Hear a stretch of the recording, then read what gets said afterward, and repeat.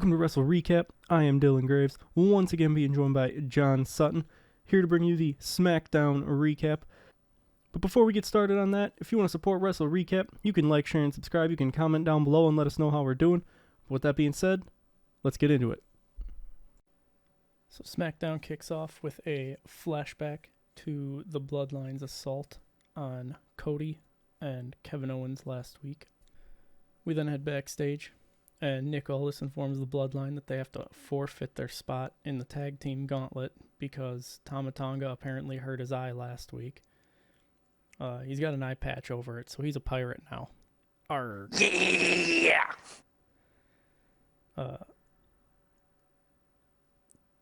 Tama tries to intimidate Nick Aldis, but Aldis is like a gator. He don't play no shit. Gator don't play no shit. Solo says they aren't forfeiting, and he reminds everyone that Jacob Fatu exists. So it'll be Tama Tonga and Jacob Fatu in the match tonight. Unique way. In all realness, it's just Jacob Fatu. Well, I mean, it's their way of keeping Tonga Loa from having to compete and continue botching everything up. Solo tells Fatu to bring the tag titles home tonight. Except he can't. So I may have screwed that up in my notes. I think it's just a number one Contenders match. Yeah, it is. Because it wasn't in a gauntlet. Yeah. So maybe he didn't say Jeez. that. I'm not sure. It's been 2 days since I watched this. Maybe he probably said something like, "This is the first step in bringing the titles home." Maybe. I don't know. First match of the night, though, is LA Knight Yeah. taking on Santos Escobar with Elektra Lopez in his corner. LA Knight makes his way to the ring while cutting a promo on Santos Escobar and Logan Paul before heading out to the match, or for the match. Not gonna lie, I thought dude was gonna turn around and walk right into the wall the way that he was standing. Like, he kept turning to the left, and the walkway to go out was to the right. So in my head, I'm thinking, is this man on live TV about to turn to the left and walk into Just this walk wall, off. like thinking that he was further down? But then he didn't. He turned to the right when it was all said and done. Quick course correct. I mean, I feel like there had to be someone behind him, like, motioning, because I don't know, the way he was, like, starting to half step away, like, this man was ready to just walk into that wall. He's like, that wall looks good for me to run through, like the Kool-Aid man. Oh, yeah. LA Knight takes control to start, and he hits corner-mounted punches till Santos escapes to take control. Santos hits a suplex and goes for a sharpshooter, but LA is right by the ropes, so he just grabs him, forcing the break. Knight fires up with some punches and a clothesline, but Santos trips Knight, and he falls onto the ropes. While the ref is backing Santos up, obviously Elektra takes the free slap and slaps LA Knight, which Santos then follows up with a 619 as we head into the commercial break. Following the commercial break, Santos hits the running double knees in the corner for a near fall. Knight starts to fight back with a neck breaker, but Santos hits a tilt-a-whirl backbreaker for 2. Santos gets Knight down in the corner and tells him that it's not his game. Santos taunts the crowd, giving Knight time to recover. LA Knight stomps a mud hole in Santos in the corner and hits a DDT for 2. Knight lifts Santos up, but Elektra starts to slide in the ring, so Knight puts him down to confront her. When Knight goes back, Santos catches him with an elbow, but all's for naught because LA Knight hits the pop-up power slam. Elektra Lopez gets up on the apron again to distract the ref, and at this time Logan Paul comes out to try and get a cheap shot in on Knight, but Knight dodges it and clotheslines Logan off the apron. LA Knight turns around and is hit by a big boot, followed by a phantom driver attempt, but Knight escapes the driver and he hits a BFT to pick up the win. Following the match, Logan Paul attacks LA Knight, but LA Knight stomps a mud hole in him. However, Santos catches Knight with a knee when he's going for his running knee in the corner. And Santos helps Logan Paul up, and the two beat down Knight before Logan hits him with the frog splash. And it was just a match to lead to the post-match assault. I mean, it flowed good. Didn't seem like it was very clunky. Yeah, I thought it was decent for a opening match. Especially when LA Knight was talking to the camera on his way to the ring. Yeah. I was like, let this man cook for a second here. Hold on. I just got done watching Raw not that long ago, and I don't know that there was like a solid match on the entire show. Like this one right off the bat did. What's that? I said, and this one right off the bat had a solid match. I mean, it was decent. It just, the ones that would have normally been good just felt clunky. But we'll save that for the Raw recap. Following this, we get a flashback to Blair Davenport and Naomi from 2 weeks ago. Following the flashback, Byron Saxton interviews Naomi on the matter. And Naomi says she's not only going to make Blair feel the glow, she's going to make her respect it. Following this, that was a very paraphrased summary. Jade and Bianca come up. Jade and Bianca say that they're heading out to call out Unholy Union. Following the commercial break, Byron Saxton interviews Logan Paul about what happened before the break. And Logan Paul says it was just an appetizer for what he's going to do at SummerSlam. And he reminds us all that he's from Cleveland. I'm not sure Cleveland has agreed to this arrangement of him being from there, but they're stuck with him being from there. Even though he hasn't announced that he's from, Costa Rica or something like that? Is it Costa Rica or Puerto Rico? It's Puerto Rico. Yeah. Yeah, I mean, it's like the memes that say Antonio Brown has agreed to sign with insert team here, and then it's the team has not agreed. Like that's yeah. That's basically what this sounded like. We then head back out to the ringside area, and Jade and Bianca come out separately. Like, I know normally they have Jade come out to do her pose and all that, but then Bianca's music hits while Jade is still up by, like, the stage area.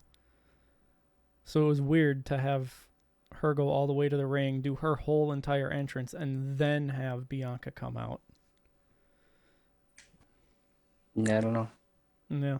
It's, maybe they're trying to separate them a little bit.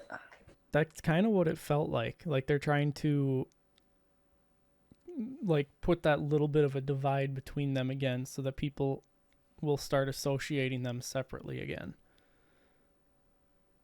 Also, not gonna lie, I thought you were about to hit me with that it's a new era. It is a new era, though. It is, but you know what? I don't think that that's the reason.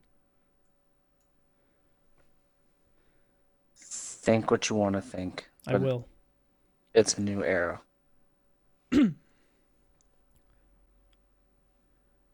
Bianca says that Elba and Isla have been ghosting them since they won the tag titles at Clash at the Castle. And they start asking, where are Elba and Isla at? Unholy Union's music hits, and Elba and Isla attack Jade and Bianca from behind, but it only works for a short time. Bianca gets Isla lifted up for the KOD, but Isla manages to escape. However, Jade lifts Elba up and throws her out of the ring onto Isla Dawn. We then see that the Raw stars are in Japan on tour right now, and they're just really out here breaking their own canon by showing us AJ Styles and Kofi Kingston in action, while AJ is storyline not employed and Kofi is storyline hurt. Yep. Uh-huh. To be fair, Kofi storyline's the most boring thing I could ever even talk about. Yeah, I mean, I know it's your favorite, but we can't just only talk about that. It's boring. Nah, it's your favorite. My favorite to skip over.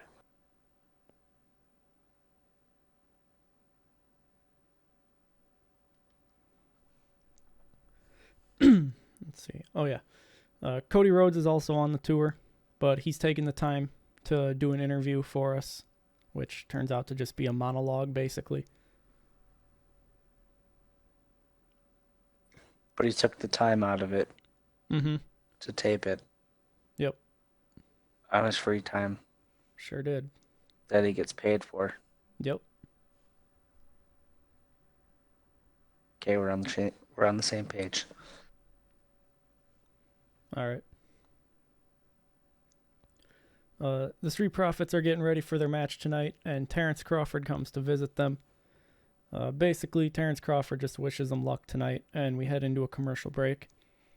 Following the break, we get a flashback to Tiffany Stratton versus Michin from last week, and also Bayley destroying the Money in the Bank briefcase. We then head to the locker room, where Tiffany Stratton is there, and she has her case all taped up. I was really expecting a new briefcase, but obviously we find out that's coming next week because Nia tells her that she's going to get her a new case that's perfect for her. So, incoming pink Barbie briefcase. Yep. Nia says that she could cash in on Bayley, but she has her match at SummerSlam and wouldn't want Stratton to lose the title so soon. And Stratton says she'd never do that to Nia, even though she was going to last week. All right. Stratton says that all she wants to do tonight is get revenge on Bayley. And then we head back down to the ring because it's time for the Tag Team Championships #1 Contenders Gauntlet match. Now, I was expecting this to be the main event, and it should have been, just because of the sheer grandeur of it. It's a #1 Contenders match, and you're throwing it as the mid-card. It's next. I mean, it's definitely next. And let me tell you, I would have been happy if this ran the entire rest of the show. It made it so quick to get through this, because I wasn't having to constantly pause to take notes on a promo. But the rules are that 2 teams will start. When a team is eliminated, another team enters, and the last team standing wins. Dang it, I thought I was the first team to get out. I wish. Teams just fight over the fight is they try Everyone's to pull just someone laying on top. down, just waiting for someone to get... No, they're trying to pull someone and hold them down on top of them for 3 seconds. That would be interesting. That's the harder part. Baron Corbin and Apollo Crews, and then Angel, whatever his name is, Humberto start the match. Crews and Corbin don't even seem to be on the same page during their entrance, so this ought to be good. Berto and Angel go after Crews and Corbin as the bell rings, and Crews gets sent into the steps, and Angel lands some offense on Corbin in the corner before Corbin takes control with the power game, hitting a slam for 2. Berto hits a tope to Corbin on the outside as we head into a commercial break. When we come back, LDF has control, but Corbin hip tosses Berto into the corner, and Crews gets the hot tag and takes the fight to Angel. Crews hits a triple German suplex combo and a corner splash, but catches a knee to the jaw when he goes for a diving move. Angel hits a backbreaker for 2, but Corbin saves the match. Berto clotheslines Corbin out of the ring. However, when Corbin gets out of the ring, he drags Berto out with him and sends him into the stairs. Angel goes for the wing clipper, but Crews escapes and tags Corbin in. Corbin hits the end of days on Angel and eliminates LDF, which pretty dumb. The longest running team in the match is the first one eliminated. Yep. Dumb. And having them get eliminated by, actually, I feel like the Street Profits probably been together longer. So scratch that initial statement. But then again, these guys are like actual cousins, I think. So they've probably teamed outside of WWE. Nevertheless, they should not be getting eliminated by the thrown together team. They just shouldn't. True. The Street Profits are up next, and they're in red, so it's going to be them versus the Bloodline at the end, because it seems like they only ever wear red when they're facing the Bloodline, and then we have red and black versus red and black. Hell yeah. Ford starts, along with Cruz, who is already the legal person.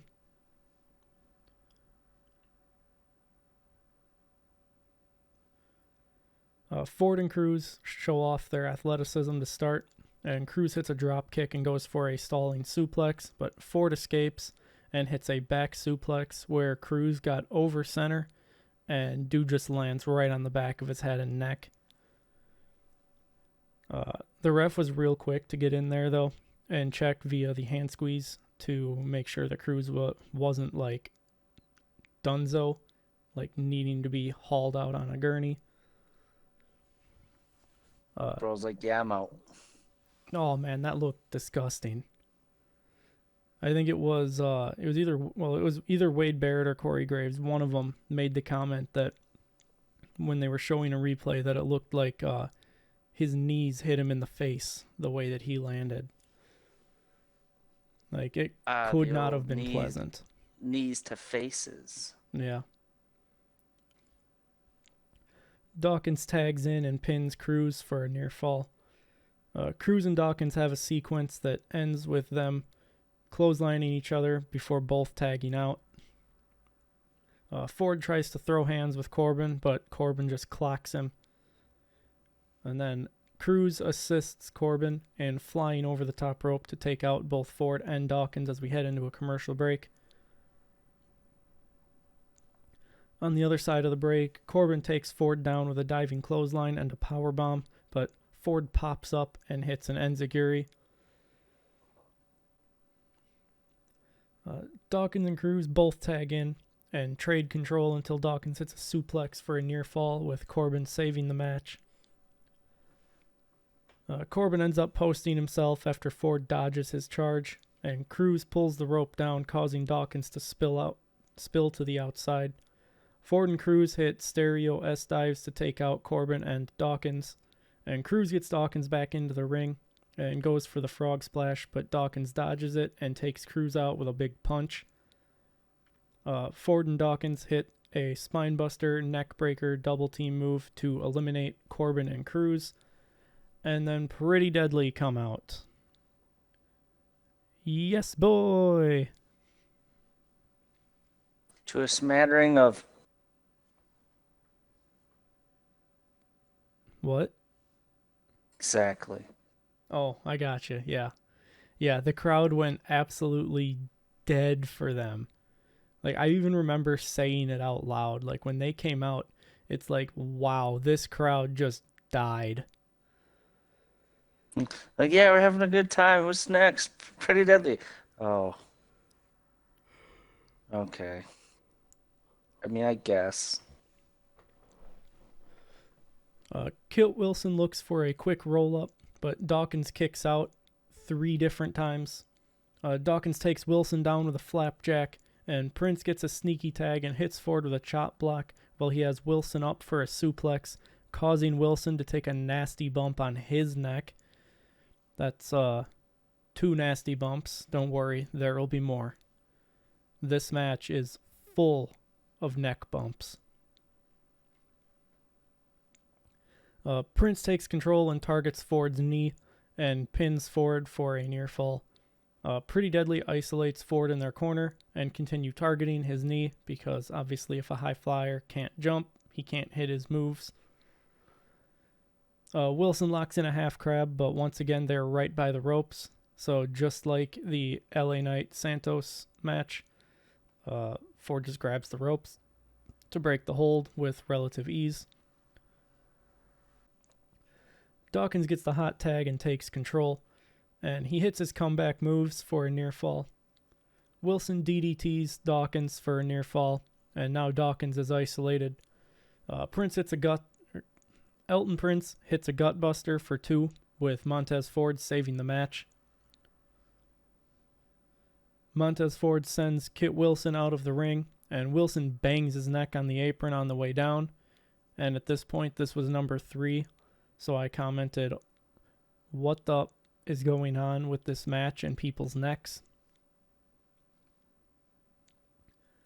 Street Profits. Unimportant. What's up? Like, unimportant is what it is. Yeah, it's just their necks. What could go wrong? The Street Profits hit their electric chair blockbuster double team move to eliminate Pretty Deadly. And the OC is up next as we head into the commercial break. On the other side of the break, we see that the OC is in control. And Carl Anderson pins Ford for a near fall.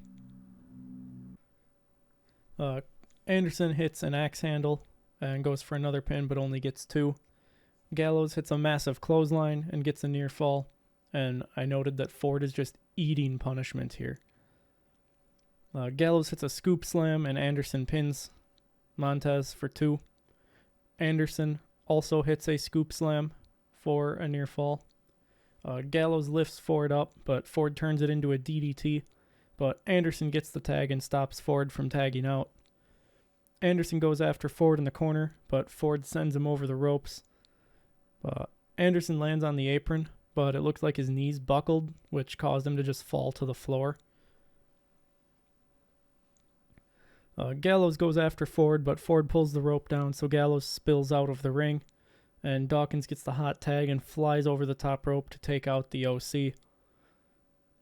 Dawkins hits a massive spine buster for a near fall, and the OC set up for the Magic Killer, but Ford grabs Anderson's legs, and Dawkins rolls Gallows up to eliminate the OC, which means the Bloodline are the last to enter, and whoever could have guessed that. Aww. Oh, we then had a commercial break. I thought it was going to be some ragtag, just put together team. Bloodline couldn't make it. I mean, straight up, they should have had the Bloodline come out first and just decimate everybody in quick succession. But obviously, they chose to go a different route and just give the Bloodline the easy time of facing a team that's already took out 2 other teams. So makes the Bloodline look real credible and not just getting a good draw. It's real credible, yep. Yep. Real prestigious to eliminate a team that already eliminated 2 others.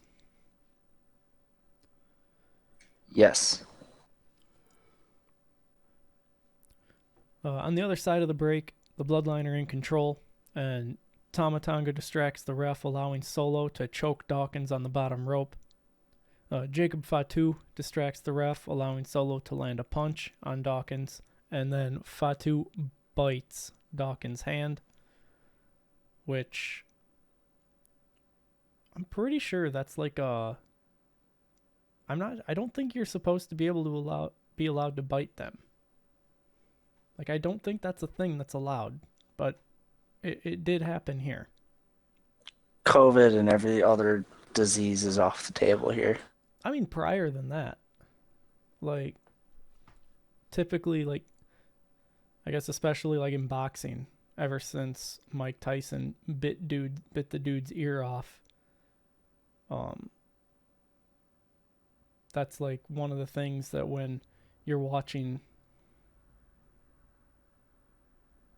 a movie where they're gonna fight, they'll add in like no ear biting.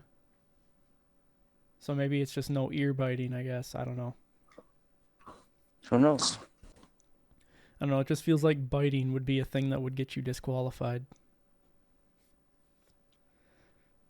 Well, it Nevertheless, is the bloodline.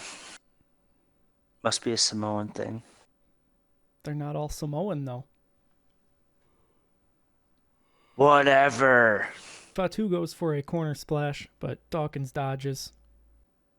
Montez and Tamatonga both get hot tags, but Ford's must have been hotter because he takes control and hits a diving crossbody for 2. Tama hits a superplex for 2 with Dawkins saving the match. Fatu and Tonga drag Dawkins to the outside, but Montez Ford soars over the post to take him out. Ford goes up for the frog splash, but Tama rolls out of the way, and Fatu takes him down before taking out Dawkins. Ford hits Jacob Fatu with a DDT, but as we've seen, Jacob Fatu is apparently immune to DDTs, as it does absolutely nothing. Fatu hits the pop-up Samoan drop and a moonsault to pick up the win, and despite repeated neck drops, I am here for these gauntlet matches. Seemed like a random ending, I guess, for me, but I guess it is a gauntlet match, and they probably ran low on time. Yeah, I mean, I think this match ran for almost an hour. I don't remember what time it was when I got going on it, like what the timestamp was, but I remember at the 1 hour mark, I was like, if this goes another 20 minutes, I will be very happy, because I knew that was 20 more minutes of match that it wasn't going to be a promo, and it wrapped up right around the hour 20 mark. So I want to say that it went for like 40 minutes, 40 to 50 minutes. It was somewhere in there. Yeah. I'm here for it. Gauntlet matches every week. People get sick of them, but I'll enjoy not having to spend 5 hours taking notes. At least it wasn't a Sammy promo. You're telling me. A-Clown Down Under hijack the show and blame Terrence Crawford for them losing their titles last week and call him out to apologize to them. That was last week, right?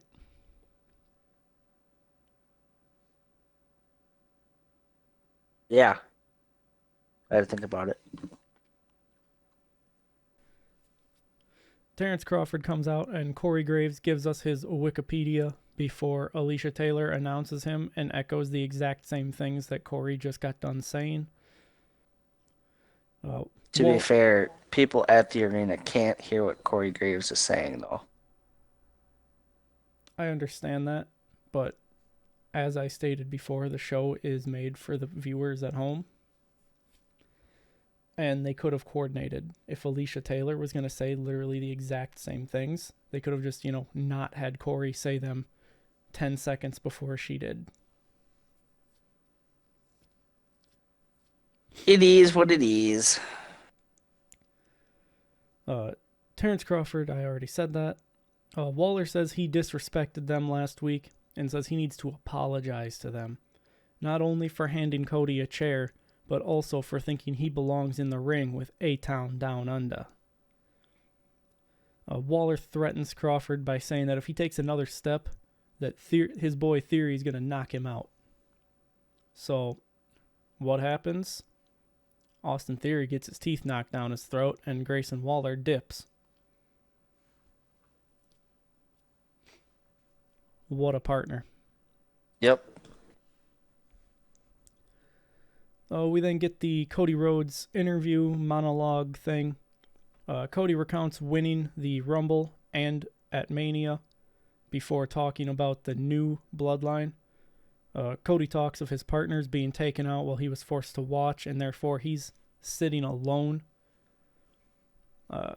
Apparently he's not only sitting alone, but even the workers aren't there, because this man is just sitting in what looked to be like a pub, I think, if I remember correctly, and it is just completely empty. Could have at least had a worker there to serve him a drink. Yeah, or made it look like he's actually in a public place, not just they Found a spot that they'd let him record at. Yeah. Cody says that he can't let the title fall back to the Bloodline, and Cody challenges Solo to meet him in the ring next week, one-on-one, so that he can look Solo in the eyes and see if he's actually ready.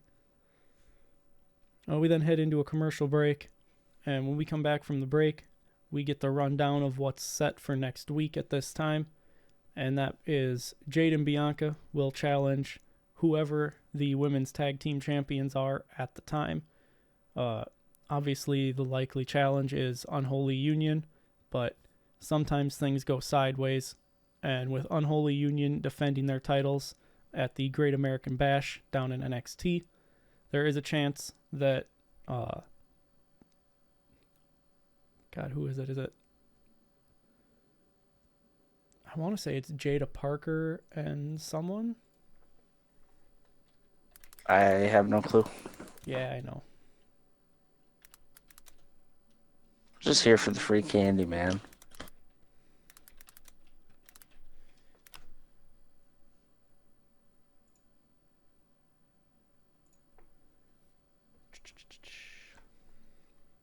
Also in the Great American Bash, Joe Hendry live in concert.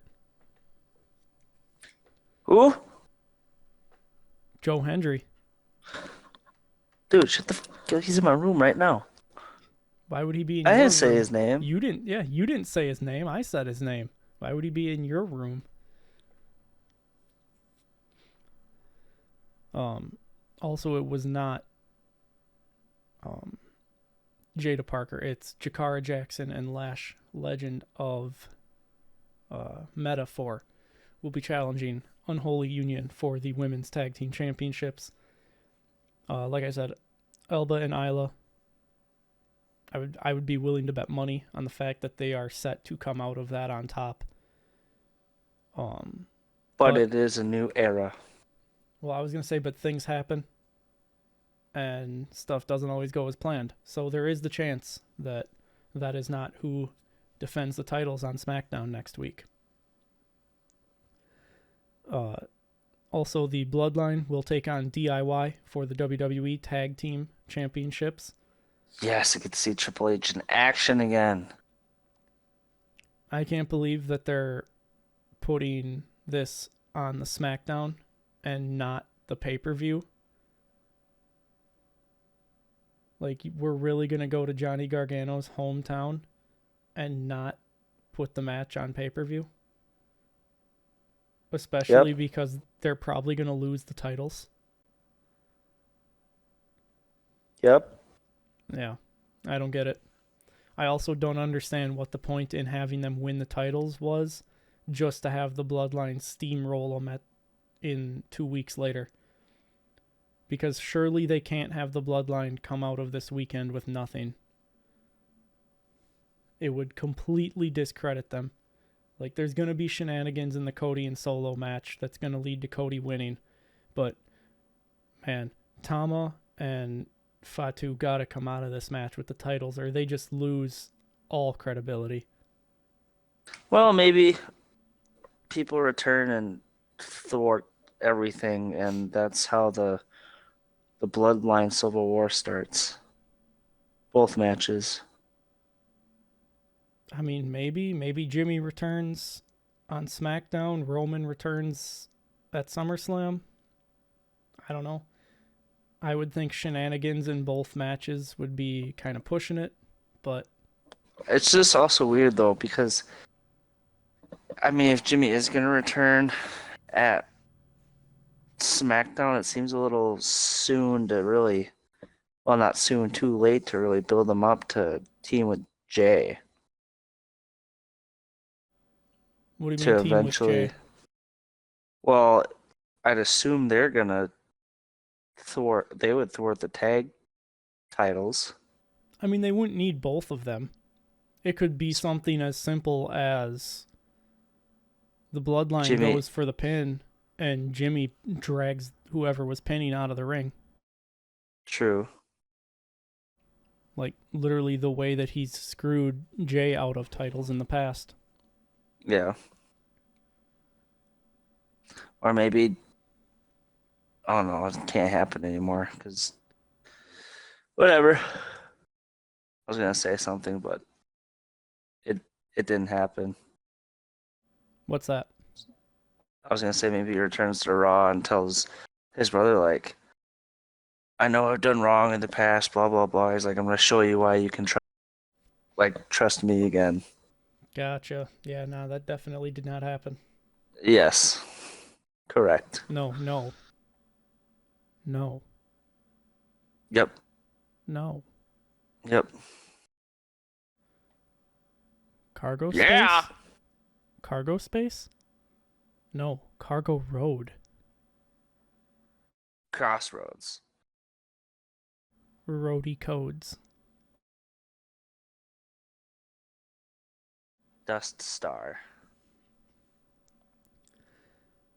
And the last thing on the slate for next week is the Logan Paul Cleveland homecoming celebration. Once again, I'm fairly certain Cleveland has not agreed to these terms, but, you know,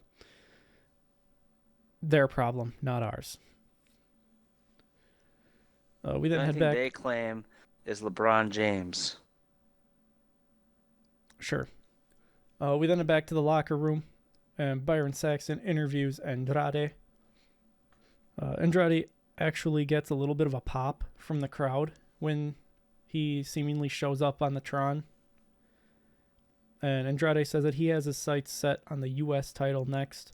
But, of course, Mello interrupts and says that it ain't over till he wins. Bruh, you sound like a fucking child. Wait, you have to let me win. Yeah, that's basically what it was.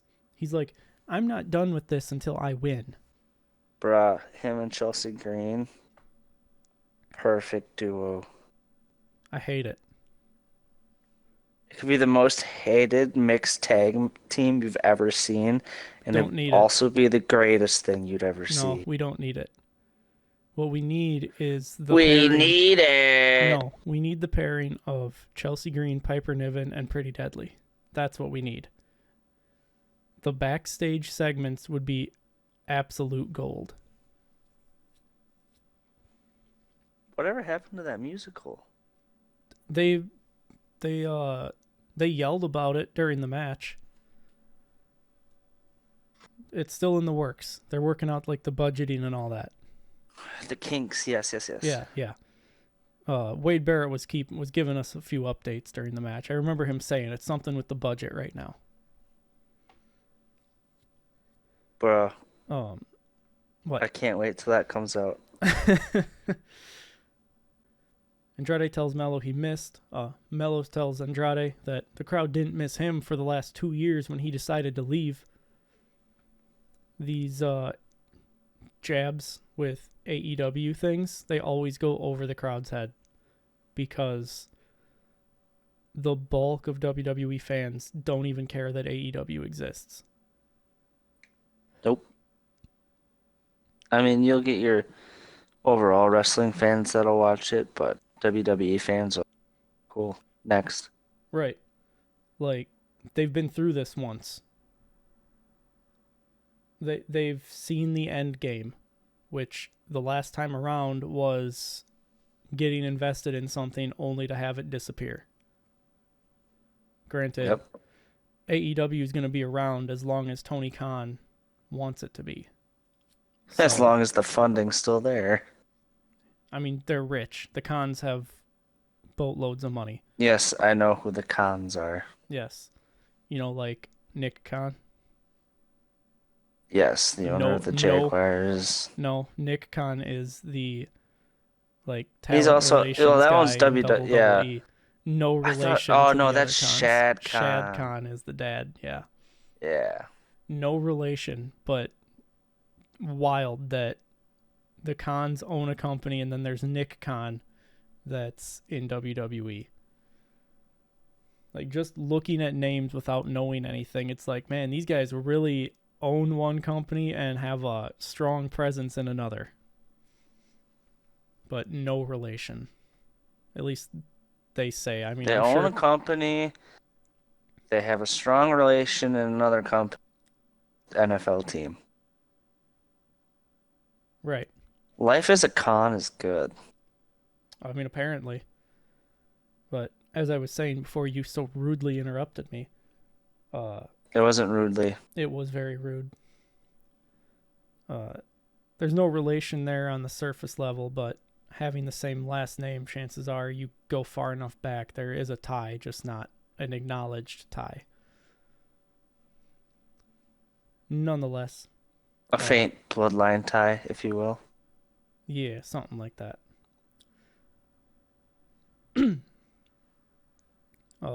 Melo apparently views himself as LeBron James, which is fitting because they both whine and make excuses. At me. See Got how him. much I care. LeBron James just complained to a ref about that comment, I'm sure.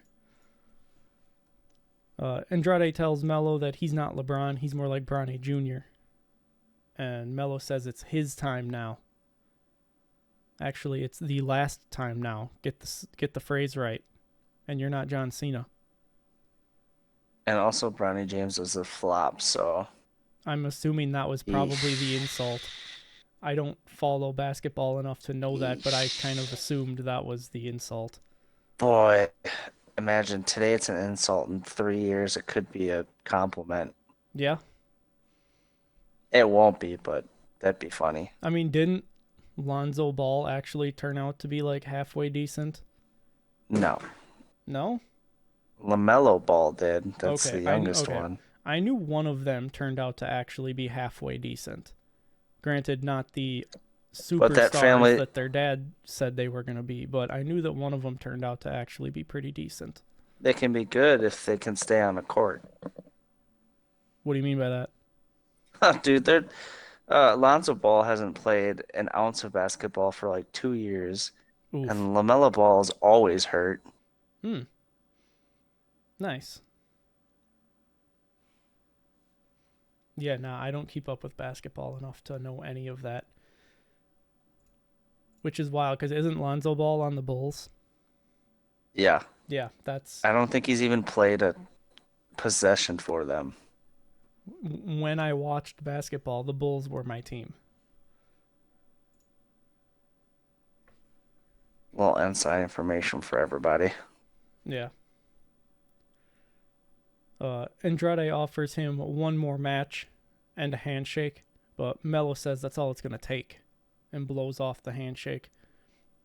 Like, God, Andrade, just lay down and let this man pin you so you can move on, because he's not going to give up until he wins.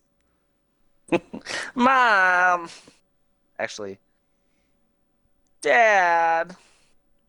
Like, this man absolutely plays video games on the easiest settings just so that he can win and think that he's really good at the game. Probably just like Carlito.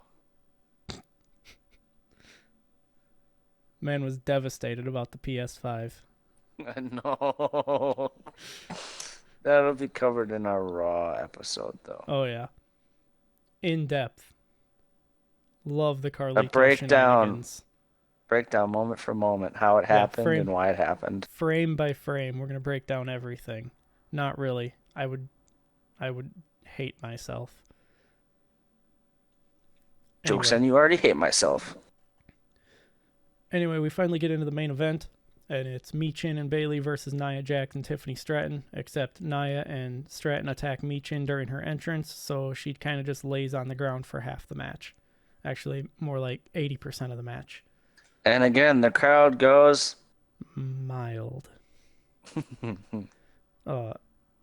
Nia sends Michin into the steps before Bayley finally comes out to make the save with a kendo stick.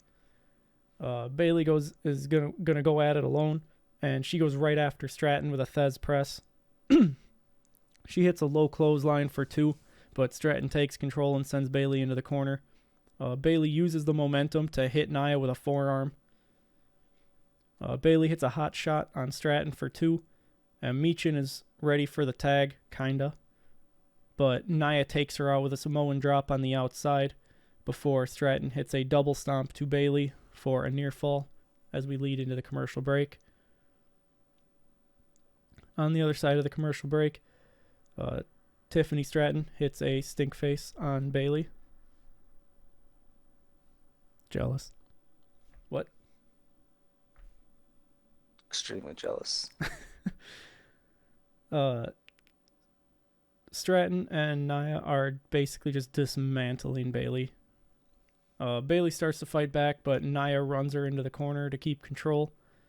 And this match has gone on for too long for Michin to still be selling, being sent into the stairs, and Samoan dropped on the outside, because these are relatively normal things to have happen in a match. Straight up Peter Griffining it. Yeah. They've had her selling this. They've had her selling this for well over 10 minutes now between these two moves, and we've seen people get thrown into the stairs and be back in the ring within 30 seconds. So you can believe it for a little bit because they're trying to sell that Bayley's having to do it alone, but once you get through that first commercial break and basically through the second commercial break, which... Okay, there was only one commercial break, but either way, once you get so far into the match to the point that it's like, man, why do we even bother keep showing on her? Just pretend she's not even there anymore. Because it just looked ridiculous. Yeah, do that to her. Yeah, I mean, and every time the camera showed on her, she was literally doing, like you said, she was Peter Griffining it. Bruh, the times that she went into the match, not gonna lie, that cameraman was a little sus with where he was pointing it. Yeah, I know what you mean. I was like, oh, okay. Stratton hits a spine buster for a near fall, and Nia hits a power slam and an elbow drop for 2. I also noted, why is this the main event over the tag team gauntlet? Because, again, at this point, it's like this match is just ridiculous. Stratton goes for her corner splash, but Bayley catches her and hits a German suplex. At this time, Michin is back up on the apron, but Nia keeps Bayley from getting the tag. However, Nia posts herself, and Michin gets the hot tag despite Stratton getting a sneaky tag to stop her. Michin hits a tornado DDT on Stratton for 2, and she took out Nia with a kick for the propulsion of the tornado DDT. And the crowd goes... I mean, the crowd was actually kind of feeling this. I don't know. When she started screaming, I was like, yeah, wow. I mean, that's a lot of screaming for nobody cheering. Michin takes out Nia with an S-dive, and Stratton dodges a missile drop kick to tag Nia in. And Michin dodges Nia and tags Bayley in. Bayley hits a running knee and an elbow drop for 2, with Stratton saving the match. Bayley and Michin take out Stratton, but while the ref is getting Michin out of the ring, Stratton hits Bayley with the briefcase, leaving the door open for Nia to drag her to the corner and hit the Annihilator to pick up the win. I would say, for seeing as this was the last match of the night, we still got just one more segment to go, but last match of the night, I mean, the LA Knight Santos Escobar match probably had the best overall, like, flowing to it. Like, the gauntlet match, I loved it more than just because it made it easy to take notes. I like the longer matches like that. But so many, all the neck bumps that occurred made it hard to watch at times. Yeah. And then this match just felt incredibly clunky. I just wasn't feeling this match, but, you know. I mean, this match could have been a backstage segment, but they played those cards the last couple weeks, basically. Yeah. And then why have Michin there? If she was gonna do like 3 moves and be done. I mean, it's to feed a storyline that I don't think really anybody cares about. Michin came back from having not been used hardly at all to now we're supposed to instantly see her as a viable competitor in the main scene of the women's division. No build up, nothing. Just gone, Suddenly she comes back and she's wrestling 12 times a week. Because she's competing down in NXT too. Oh, double duty. Yeah. But, so moving into the final segment of the show, the Bloodline are back in their lair where Tongaloa still hasn't paid the power bill. Solo says he'll see Cody in the ring next week. The same night his Tongans, Jacob Fatu is Samoan, bring back the tag titles. And the night before, he brings back the undisputed WWE Championship at Cody's expense. Solo says in one weekend, the Bloodline will handle family business. And if Roman Reigns has a problem with that, he knows where to find him. So he can end up like Randy Orton, Kevin Owens, and Cody Rhodes. And acknowledge him. So Roman Reigns is coming back next week, huh? I mean, all signs have kind of pointed to Roman coming back at SummerSlam. Like, even before Mania, people were, like, it had already been kind of, the beans had been spilled that he was going to be taking time off after Mania and probably wouldn't be back until SummerSlam.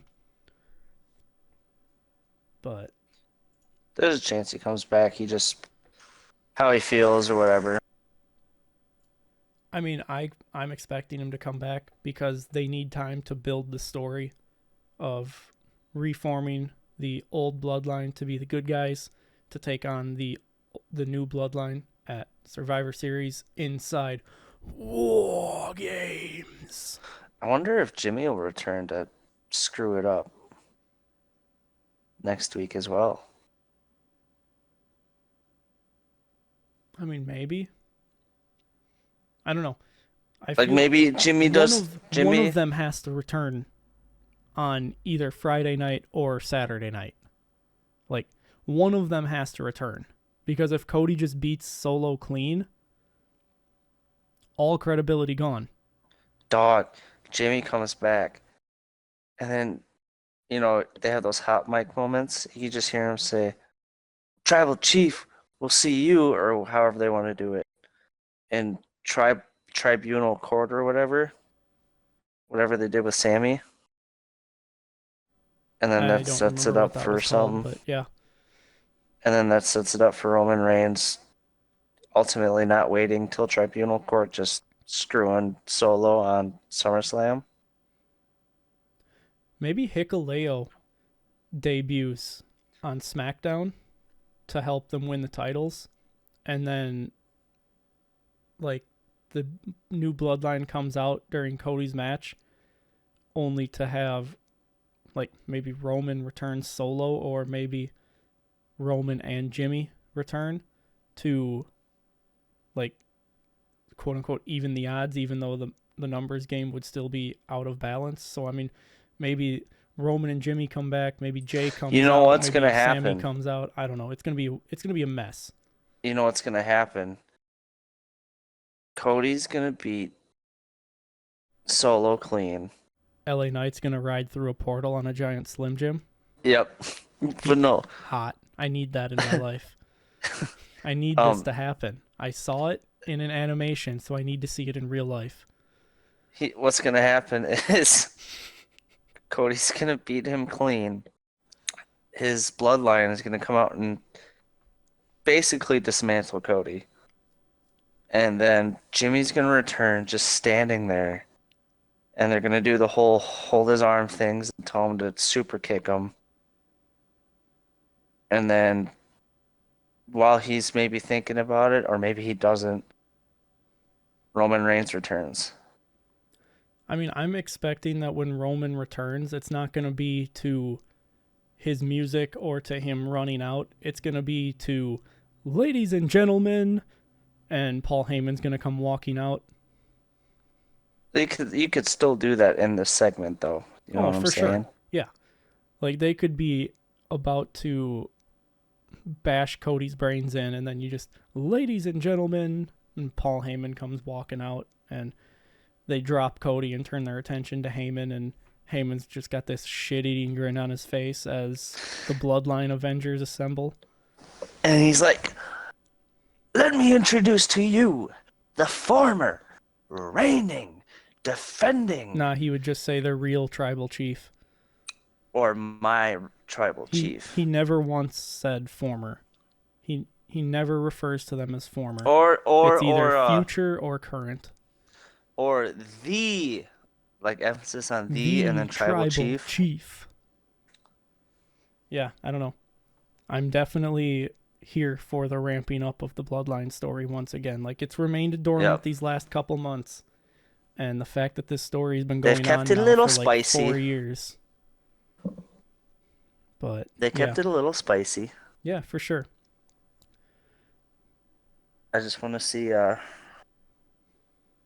whatever his name, Haku, whatever. I can't remember Hikuleo. his name. Hikuleo. Sounds like Piccolo. He's gonna be Tala Tonga when he And debuts. he's going to be part of the. He won't be Hikuleo. He'll be Tala Tonga. And you think he'll be brother. Romans or the other he's ones? he's the third brother with Tama and Tongaloa. So I'm assuming that he'll join the bad bloodline. And then Zilla Fatu has to join yet. I think. Didn't we talk about this? He was under contract already. Or no, that was Jacob Fatu. Yeah, that was Jacob Fatu that had been under contract and even at WrestleMania.